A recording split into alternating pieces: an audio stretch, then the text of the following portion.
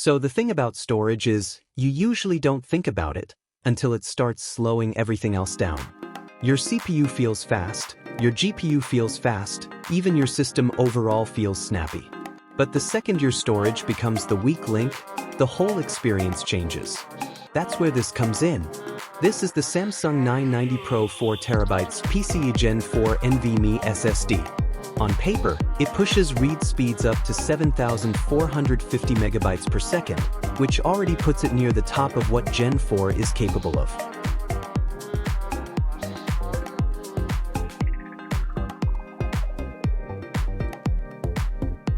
And the interesting part is not just the number itself, but how consistently it actually gets close to it in real use. Installation is basically the easiest part of the whole experience. You slot it into an M.2 PCIe Gen 4 slot, and it just disappears into your system. No moving parts, no noise, no attention-grabbing design. Just storage that quietly takes over a massive amount of workload without asking for anything in return. Once it's up and running, the first thing you notice is how little you notice loading times.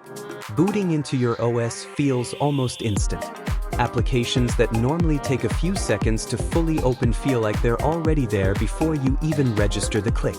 Games load faster, transitions feel smoother, and even heavy software environments feel less blocked by storage delays.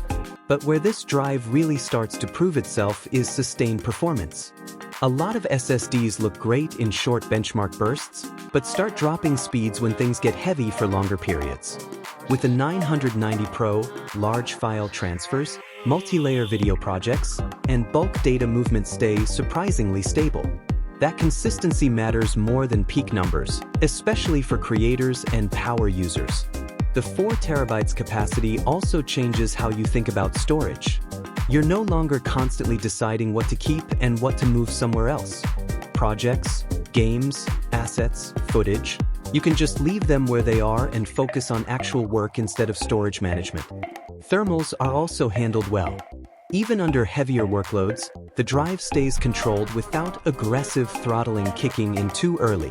Samsung's controller tuning and firmware optimization are clearly doing work in the background here, especially when compared to lower-tier Gen 4 drives that struggle under sustained pressure. Now realistically, this is not a budget-oriented component.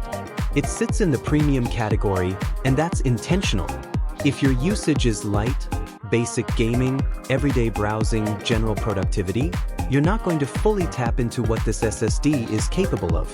But if your system is handling heavy editing, large file workflows, virtual machines, or demanding workloads, then this starts to feel less like an upgrade and more like a foundation.